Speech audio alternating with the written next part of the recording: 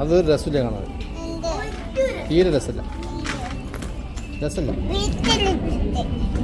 രസമില്ലേ വീട്ടിൽ തന്നെ കൈ പിടിച്ചാൽ പുറത്തേക്ക് പോകില്ല. കൈ പിടിച്ചാൽ പുറത്തേക്ക് പോകില്ല. പിന്നെ വിളിക്കാം. പിന്നെ വിളിക്കാം കേട്ടോ.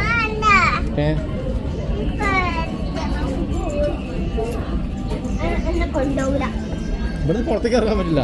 ഇവിടെ